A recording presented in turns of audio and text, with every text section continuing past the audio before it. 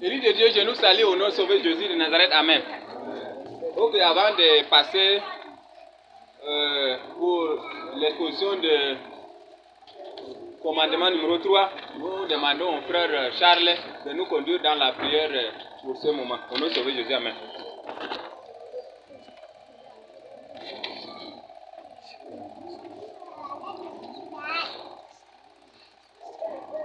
Notre Père, notre Dieu, toi qui sièges dans les lieux élevés, qui fais du ciel comprendre la terre, ton marche-pied. Père Saint, Père juste, Dieu d'amour, Dieu compatissant. Avant que ma voix ne monte vers toi, tu me connais mieux que moi-même. Je ne suis rien au-devant de toi, je te demande de m'excuser. Pardonne-moi de tous mes manquements. Pardonne-moi pour mes faiblesses, pour mon ignorance. Tout ce que j'ai fait, d'une manière ou d'une autre, est contraire à ta volonté. Père, pardonne-moi. Sanctifie-moi, purifie-moi, justifie-moi selon ta volonté, selon ta parole, car je t'appartiens. Père, merci pour ce temps que nous sommes là au devant de toi. Éternel notre Dieu, toi qui as mis dans notre cœur de revenir à toi dans les commandements.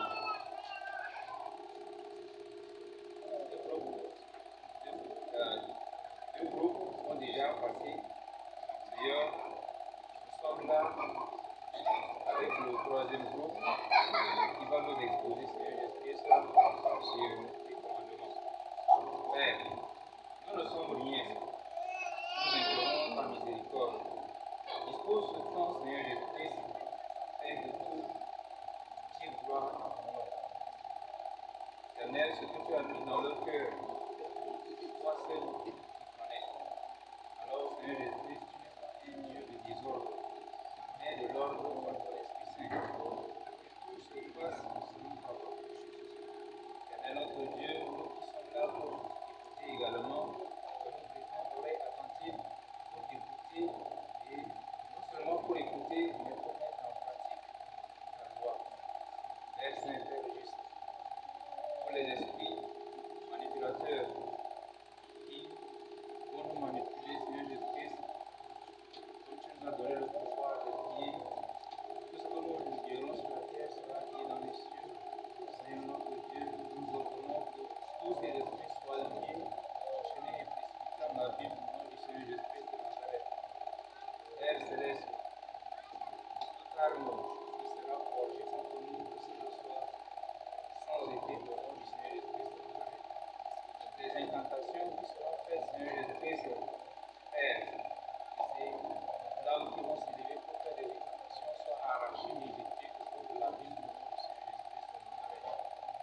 Père, dispose ce temps pour nous particuliers de feu. Nous fais descendre des anges puissants, des anges guerriers, pour nous faire autour de nous, Seigneur Jésus-Christ, comme tu nous as dit dans ta parole. L'ange de l'Éternel campe autour de ceux qui le craignent, les arrache au danger, Seigneur Jésus-Christ.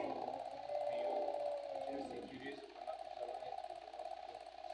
Ta parole est la vérité, que seule la vérité soit dite, Seigneur Jésus-Christ. Merci de ce que tu nous écoutes et que tu nous exauces. Gloire à toi, au siècle des siècles. La prière que nous adressons dans le nom de notre Seigneur et notre Sauveur Jésus-Christ. Amen.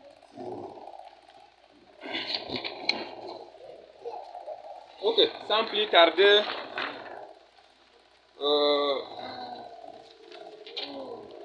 le titre de notre partage, c'est le troisième commandement. Il se trouve dans le livre de Exode, chapitre 20, les versets 7. Là, je demanderai à un frère de nous lire cela à haute voix.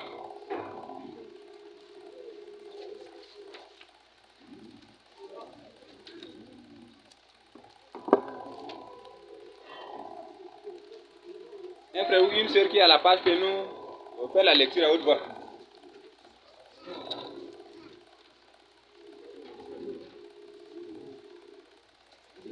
Tu ne prendras point le nom de l'Éternel, ton Dieu, en vain, car l'Éternel ne laissera point impuni celui qui prendra son nom en vain Ok. par le Seigneur.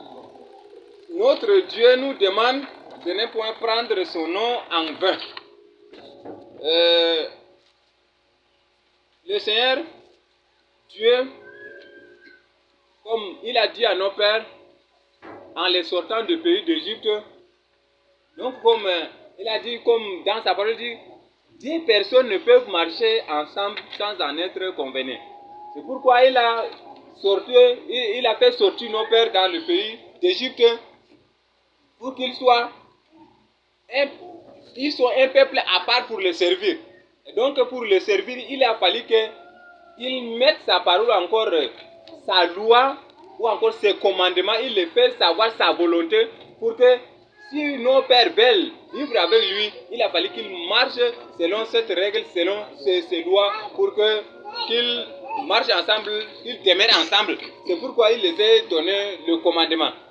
Donc, celui de numéro 3, celui de commandement numéro 3 qui est l'objet de notre partage. Voilà, sans plus tard, nous allons définir, nous allons chercher à comprendre ces titres-là, ces versets. Nous allons chercher à comprendre. Ok, Dieu dit, tu ne prendras point le nom de l'Éternel ton Dieu. Là, nous avons souligné ici comme prendre. Nous allons chercher à comprendre. Prendre, ça veut dire quoi? Donc, l'Éternel Dieu. Là, Dieu, on connaît déjà. Là, Dieu, c'est notre Père. Dieu, c'est l'Éternel. Dieu, c'est la vérité. Et prendre, c'est aussi utiliser, prononcer. Bon, prendre le nom de Dieu, c'est dire utiliser le nom de Dieu, prononcer le nom de Dieu, prier ou invoquer le nom de Dieu, appeler le nom de Dieu, et ainsi de suite. En vain, on va aussi découvrir le mot en vain. En vain veut dire inutile ou encore gratuit. Voilà, donc c'est. Ou encore. Bon, on a écrit futilité, mais bon, ça c'est aussi. Ça peut aussi. Ça peut aussi cadrer dans les sens. Donc en introduction, et pour former notre sujet en une seule phrase, ça veut dire, donc Dieu nous déclare, Dieu nous demande ou nous recommande de ne pas appeler son nom inutilement.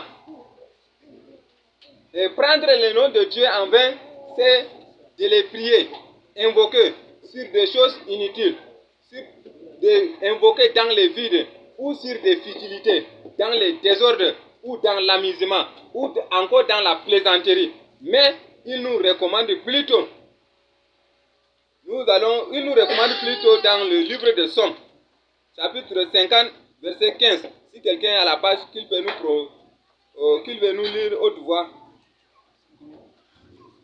Il nous recommande plutôt dans le livre de Somme 50, verset 15. Chapitre 50, numéro 50, verset 15. Invoque-moi au jour de la détresse, et je te délivrerai, et tu me glorifieras. Voilà. Invoque-moi au jour de la détresse. Je te délivrerai, et tu me glorifieras. Voilà. Dieu est un secours. Dieu est la solution. Voilà, il veut qu'on l'appelle du moment que nous sommes dans les besoins, du moment que nous voulons son secours. Peut-être quand tu es malade, Dieu veut que tu l'invoques. Peut-être dans des persécutions, en prison, ou bien tu es entouré, comme les frères venaient de chanter. Tous les sorciers m'environnent, tous les démons m'environnent, toutes les nations, les loups ravisseurs, les faux docteurs, les ennemis, tout m'environne, mais au nom de l'Éternel, je les taille en pièces. Donc, c'est le nom de l'Éternel qui les taille en pièces. Donc, Dieu veut que nous invoquons son nom du moment que nous avons besoin qu'il intervienne dans notre vie. Et donc, c'est de ça là qu'il nous a recommandé. Et si je parle beaucoup là, c'est un travail en commun. Hein?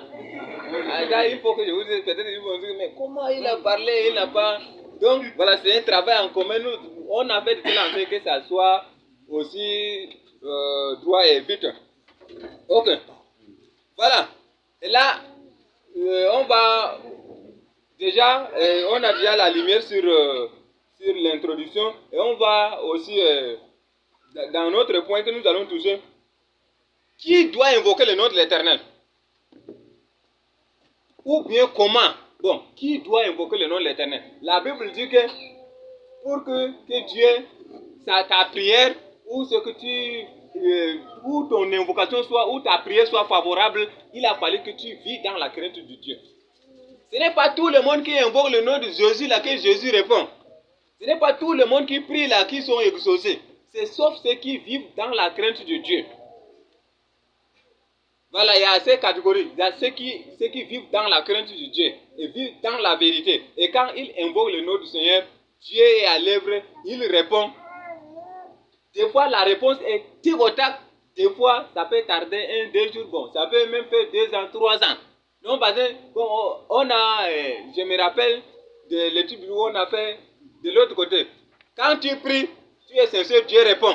Mais quand? C'est ça le problème. Ok, là nous allons voir des exemples de ceux qui ont invoqué dans la vérité le nom du Seigneur Jésus dans la Bible. Ok, au point nous avons Josué. Là si quelqu'un est à la page, il nous lit dans le livre de Josué chapitre 10, verset 12 à 13. Qu'est-ce que le nom de l'Éternel peut faire? Qu'est-ce que le nom de l'Éternel est capable de faire? Josué chapitre 10, verset 12 à 13. Lis à haute voix. Alors, Josué parla à l'Éternel. Le jour où l'Éternel livra les Amoréens aux enfants d'Israël, et il dit en présence d'Israël: Soleil, arrête-toi sur Gabaon, et toi, lune, sur la vallée d'Ajalon. Et le soleil s'arrêta, et la lune suspendit sa bouche, jusqu'à ce que la nation eût tiré vengeance de ses ennemis. Cela n'est-il pas écrit dans le livre de Juge à du juste? Le soleil s'arrêta au milieu du ciel et ne se hâta point de se coucher. Presque tout un jour. Ça va. Là déjà on sait que depuis lors là, le montre haut, la date haut, c'est déjà fausse non parce que Josué a arrêté un soleil à un moment ça n'a pas marché. Entre temps là, le montre là continue à marcher ou pas? Donc voilà le bouleversement vraiment par la prière. Et ça a vraiment, ça a semé des désordres. Là, on sait déjà que les heures, maintenant là, c'est déjà des mensonges parce que Josué a arrêté le soleil un moment. Les jours, maintenant là, l'air est bloqué. Et le soleil est bloqué et l'air continue de marcher. Est-ce que c'était réglé? Donc on voit déjà qu'il y a un retard. Donc, les heures et autres, là, on sait déjà que c'est des choses de manipulation. Voilà. Donc, Josué a arrêté par la prière au nom de Saint Jésus de Nazareth le soleil. C'est ce que Dieu est capable, c'est ce que le nom du Seigneur Jésus est capable. Quand ce nom est invoqué, toutes les créatures tremblent et toutes les créatures obéissent. Voilà, le nom de l'Éternel est invoqué sur le soleil s'est arrêté. Parce que le soleil obéit à la loi de Dieu, à sa volonté. Et c'est le nom de son créateur qui est invoqué ici. Le soleil s'est arrêté. Donc c'est ce que le nom de Dieu est capable de faire. Chose impossible. Mais avec Dieu et par son nom, on a vu l'accomplissement. Dieu a exaucé. Donc, Dieu veut que si nous invoquons son nom, ce jour-là, il a invoqué pour que le soleil voulait coucher et il a dit bon, que le soleil là s'attende d'abord afin qu'il finisse avec ses ennemis. Et le soleil a arrêté et il a fini aussi avec ses ennemis. Donc voilà, c'est que le nom de l'Éternel est capable de faire. Samson, quelqu'un nous lit dans le livre de Juge chapitre 15 verset 18.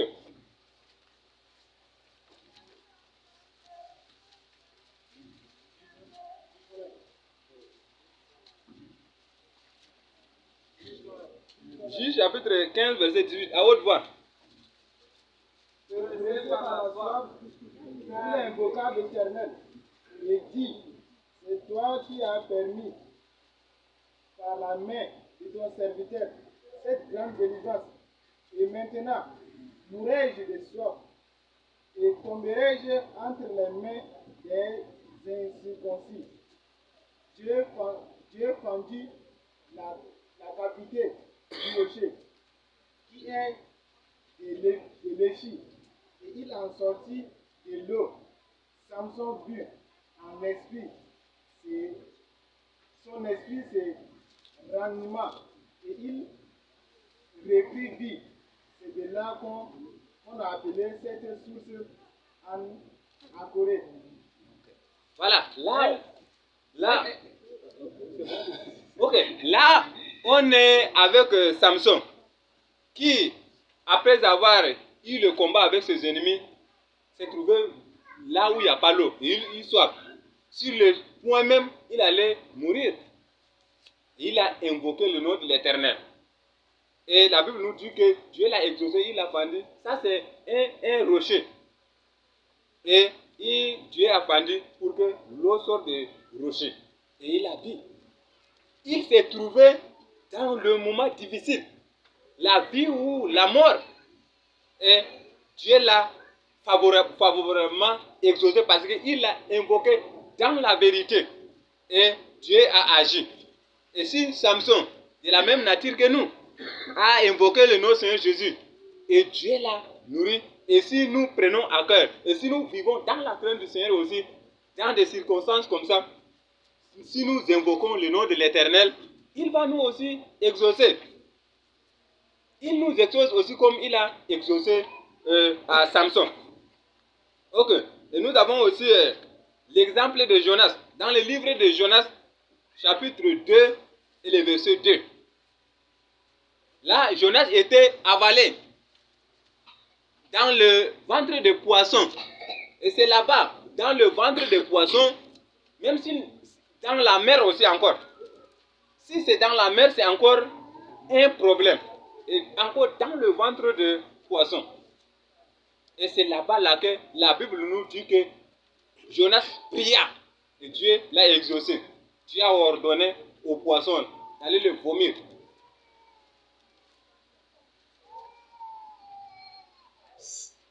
Dans le ventre de poisson, chose impossible. Même s'il était dans l'eau encore, c'est un autre problème. Du moment même qu'ils étaient encore dans la barque ou dans la pirogue ou bateau, je ne sais pas. C'était déjà compliqué pour eux. Et encore jeté dans la mer avalée. Est-ce que, humainement, sans espoir,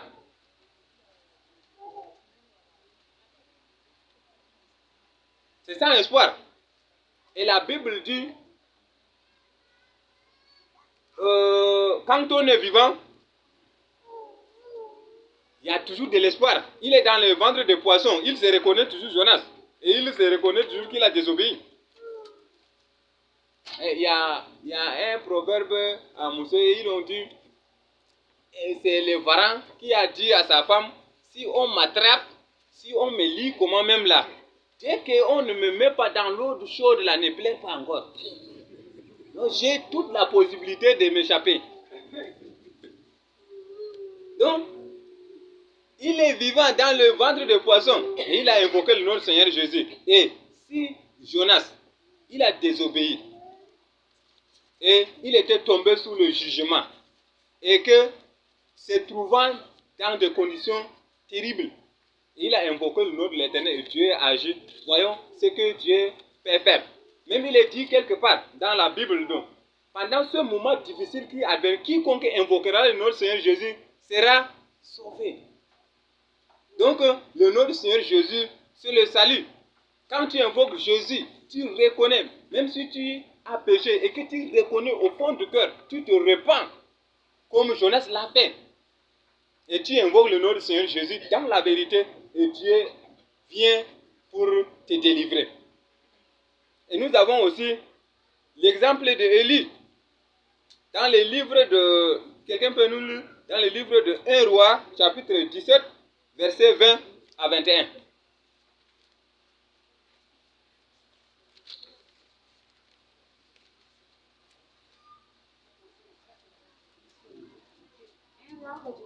Chapitre 17, verset 21. Lis à haute voix. Puis invoqua mon Dieu, est-ce que tu affligerais au point de faire mourir son fils, même cette veuve chez qui j'ai été reçu comme un hôte? Et il s'étendit 3 fois sur l'enfant, invoqua l'Éternel et dit, Éternel, mon Dieu, je t'en prie, que l'âme de cet enfant revienne au-dedans de lui. C'est un enfant qui est déjà mort. Le nom de l'Éternel fait revivre. Avec cet exemple, le nom de l'Éternel fait revivre, ressuscite les morts, guérit les malades. Et encore quelqu'un nous lit encore le livre de... Bon, là je paraphrase dans le livre de Daniel, chapitre 3, verset 17. Là, c'est Azaria qui est là, les 3 amis de Daniel là, qui les ont jetés dans la fournaise. Et ils ont eu foi en Jésus de Nazareth. Ils ont prié.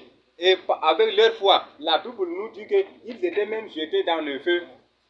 Le feu n'avait pas d'effet sur eux.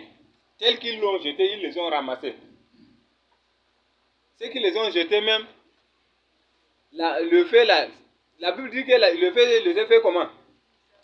Voilà. Mais avec l'Éternel, c'est toujours l'impossibilité devient possible, devient terriblement possible. Donc, même l'exemple de, on a pris quelques exemples, l'exemple de 2 Rois 6, 18. Là, c'est lorsque les Syriens sont venus pour prendre Élisée, c'est parce que c'est lui qui exposait leurs secrets. Et quand ils sont venus pour les prendre, la Bible nous dit que Élisée pria l'Éternel et frappait aveuglement ces gens. Et la Bible nous dit que Dieu les frappait aveuglement comme Élisée l'a demandé. Là, c'est dans la persécution. Ce qui peut-être soulève contre toi pour venir te chercher. N'aie pas peur. Dieu est là. Invoque le nom du Seigneur Jésus comme Élisée l'a fait. Dieu l'a exaucé. Et donc, si nous-mêmes, même si nous sommes en prison, même si nous sommes malades, même si nous sommes persécutés, même dans la tribulation, dans n'importe quel lieu ou encore dans n'importe quelle souffrance que nous nous trouvons, le nom de l'Éternel reste et demeure un secours. Et la Bible dit que le nom de l'Éternel est une tour forte. Donc quand tu invoques le nom de l'Éternel, et donc Dieu vient toujours à ton secours. Même l'exemple de David. David a dit, Goliath était bien armé. Il dit que bon, tu viens avec tes armes, mais moi je viens contre toi avec le nom de l'Éternel. Et la Bible nous dit que selon les chaînes, David a fini par tuer ces Philistins, ces Goliath.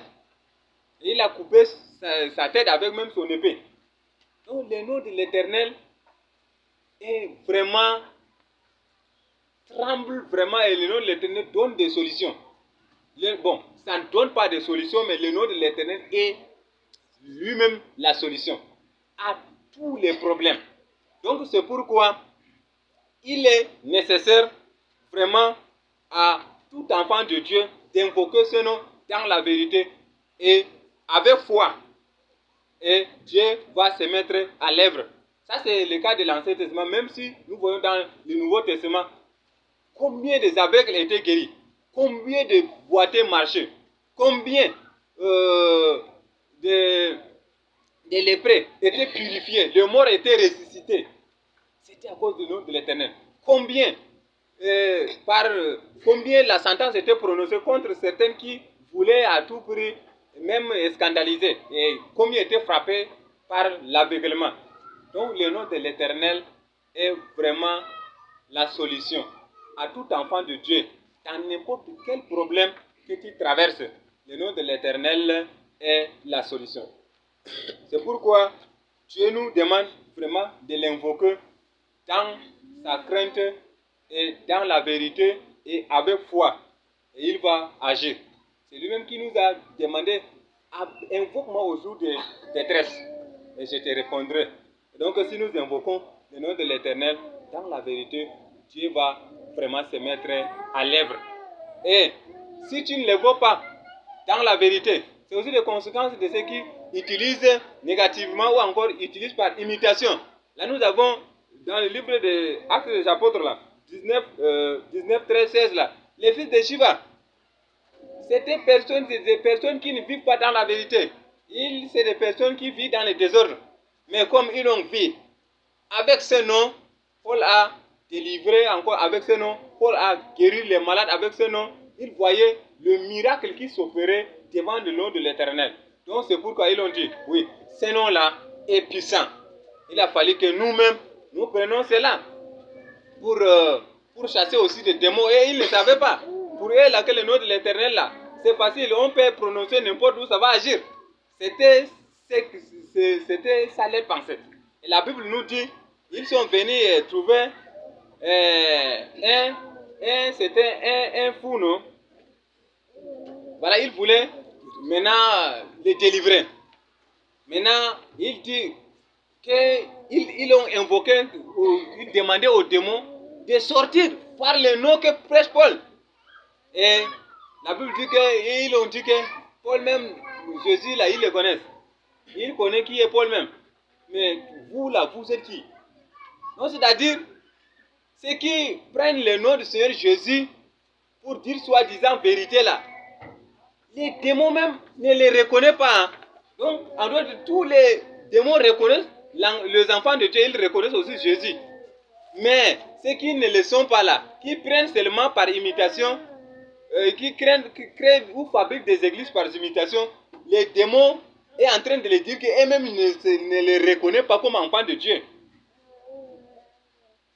Donc, c'est aussi un danger. Et si tu prends cela, tu n'es pas dans la vérité. Et si tu utilises ce nom va être utilisé contre toi-même pour te détruire. Et donc, le Seigneur nous dit de ne pas... ça, c'est déjà, je viens sur le prendre en vain. Donc, des fois, Dieu est là. Ce n'est pas quelque chose que toi, tu prends pour amuser avec ou pour te plaisanter avec.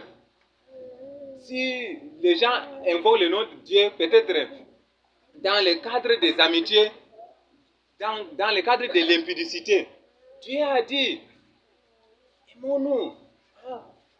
Il faut qu'on soit amour. Il prend ces amours-là pour utiliser que Dieu a dit qu'on soit amour. Et certains même prennent cela pour aller trouver les filles. Dieu a dit que si ton frère te demande quelque chose et que tu ne le donnes pas, tu as commis un péché et il a besoin de son corps. Certains même utilisent cela dans l'impudicité. Et certains prennent le nom du Seigneur Jésus sur des choses futilités, sur les choses même qui ne les aident pas. Et ils essaient de prier ou encore ils essaient d'invoquer le nom de Dieu. Donc Dieu condamne ces choses-là. Donc voilà ce que nous avons trouvé un peu. Bon, le travail là, excusez, pardonnez-nous d'abord. C'est un travail qu'on a fait, on n'était pas comme certaines, s'étaient levés les jours, mais par la suite là, c'est disparaissait. Bon, ça a fait que, même s'il y a des choses qui ne vont pas aller ensemble même là, d'abord pardonnez-nous. Donc voilà, c'est un peu là que nous qui sommes trouvés, on a trouvé un peu, oui. Et je vais aussi laisser la place à qui veut la prendre. S'il y a quelque chose qu'il va ajouter dedans, qu'il le fait aussi librement. Je nous le donne au nom de Sauveur Jésus de Nazareth. Amen. Cher élu de Dieu, vous venez d'écouter l'ancien Zacharie. Il a donné l'introduction de prendre le nom de l'Éternel en vain.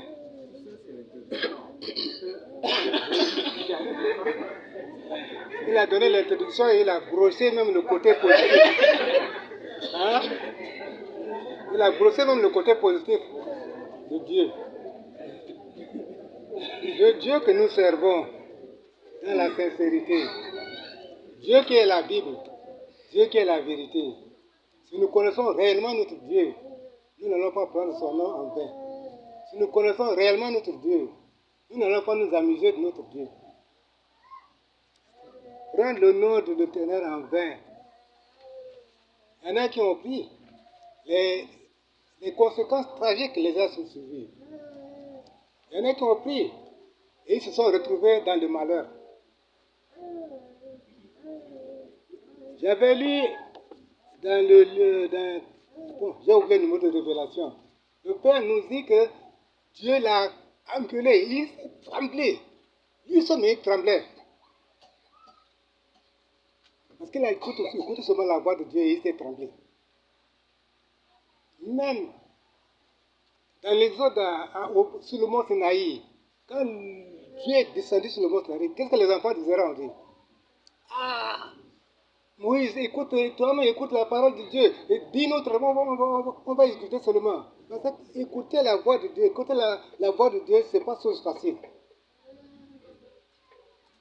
Dieu a réprimandé les enfants d'Israël. Dieu a été vraiment très mécontent des enfants d'Israël. Dieu, comme Dieu est amour, Dieu est compatissant, il est là à la colère. C'est pourquoi il revient toujours nous chercher. Faisons de fautes, nous faisons des iniquités, des péchés. Il nous réprimande et il revient toujours nous chercher. Si nous voyons encore dans le livre de...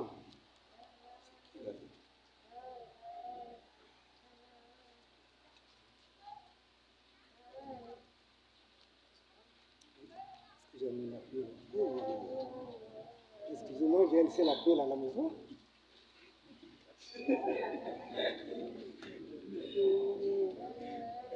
Non.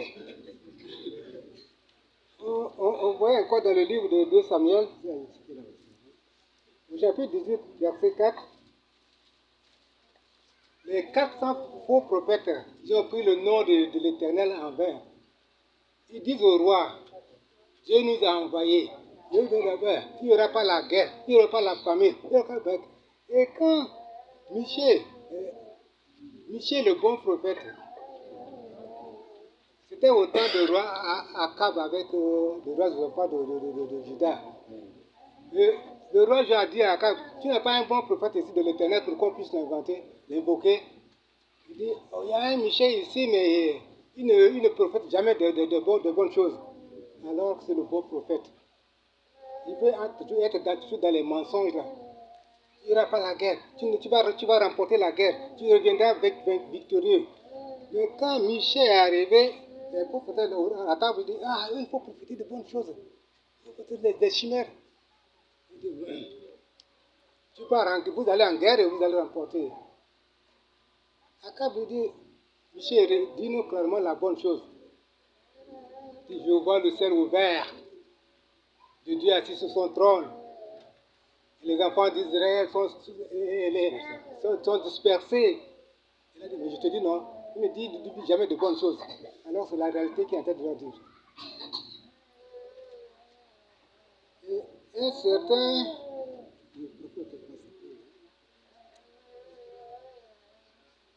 Et certains se décèdent qui est un faux prophète. Ils s'en vont pour gifler Michée. Il a dit, bon, tu m'as giflé. Tu vas courir de chambre en chambre, tu vas te cacher, pour te cacher. Et vous allez en guerre, vous revenez, le Dieu ne m'a pas envoyé. Ils sont partis, ils sont revenus à débandade.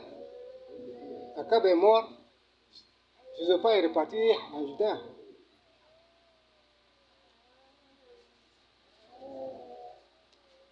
Et ceux qui, dans la Bible, ceux qui ont marché dans l'intégrité, dans la crainte de l'Éternel, à commencer par Genèse. Joseph est là. Il a vu dans la crainte de l'Éternel. Qu'est-ce qu'il était vendu en Égypte? Et Dieu a fait lui en Égypte là-bas, seul en Égypte. Le chef de l'armée lui a confié la maison. Tout ce qui est dans la maison, il a confié. Ici, Joseph, avec l'amour, avec l'intention de faire l'amour avec la femme de Potiphar, qu'est-ce qui va lui arriver? Maintenant, il a vécu dans la crainte de Dieu jusqu'à aller en prison. Et ce prison, il est sorti premier ministre d'Égypte. L'Égypte n'est pas même son pays. C'est parce que Dieu a aimé Joseph parce qu'il marchait dans la crainte de Dieu.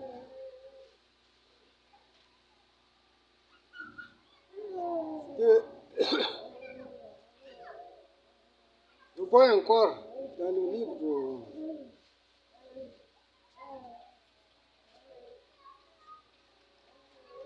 de Jérémie 28. Oh, ça c'est tout 28, hein, si je vois.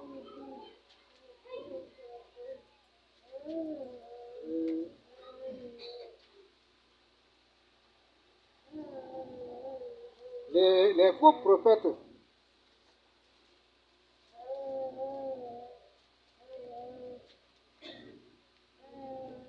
veulent faire plaire au roi.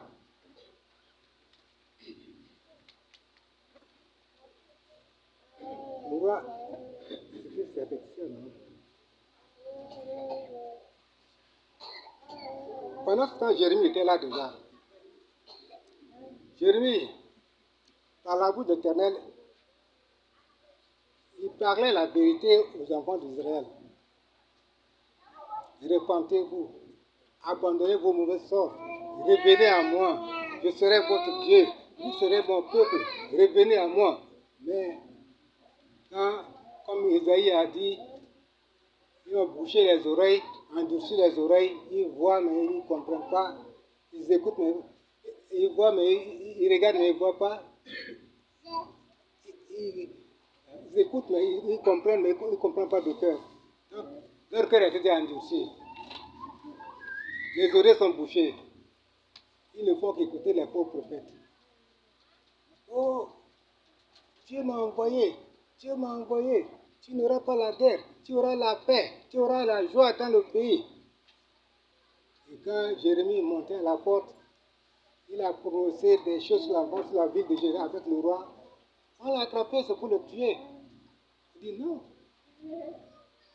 ne me tuez pas, vous avez, c'est le sang innocent sur vous. Sinon, Dieu m'a envoyé. Ils ont dit, ah, si Dieu l'a envoyé, je ne peux pas envoyer en prison. Jérémie a parlé plusieurs fois aux enfants d'Israël, même au dernier combat. Ils sont revenus au dernier combat après avoir Ismaël avoir assassiné le dernier roi qui était en Israël.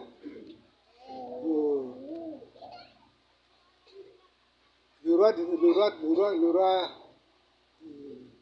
Babylone a laissé en Israël.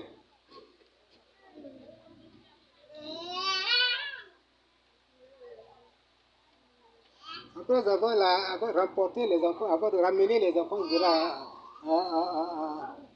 dans leur pays, ils ont dit à Jérémie, prie ton Dieu là, qu'est-ce qu'il va nous dire?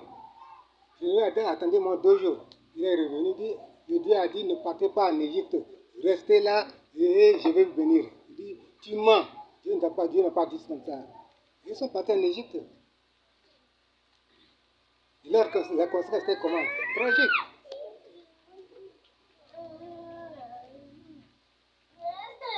Il y a même encore dans le livre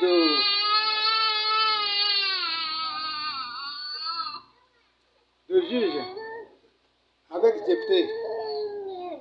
Jephthé a dit à l'Éternel, si tu me fais remporter la guerre, je te donnerai ceux de ma maison, celui qui sortira pour m'accueillir.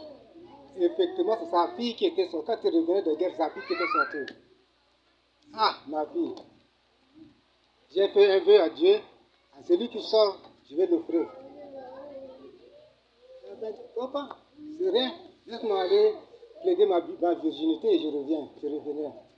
Il est parti, demain il est revenu. Mais on ne sait pas, comme Dieu ne veut pas qu'on baisse le sang là. La suite n'a pas été dit, est-ce que réellement il a offert. Alors, ceux qui ont pris le nom de l'Éternel en vain, les conséquences tragiques les ont poursuivis automatiquement. Et ceux qui vivent dans la crainte de Dieu, Dieu qui est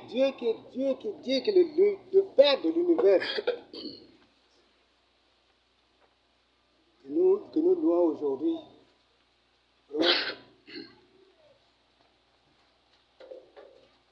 C'est un Dieu, on ne peut s'amuser. C'est un Dieu, il faut vraiment prendre à cœur. Et toute solution à tes problèmes sera résolue. Toute solution sera résolue. Nous, au niveau des élus ici, qui n'a pas fait 6 mois sans voir la main de Dieu sur lui? Qui n'a pas fait 6 mois sans voir la main de Dieu sur lui? Tous les jeûnes, toutes les prières, Dieu nous exauce. Si vous n'avez été exaucé, moi j'ai été exaucé. Je connais la main de Dieu sur moi.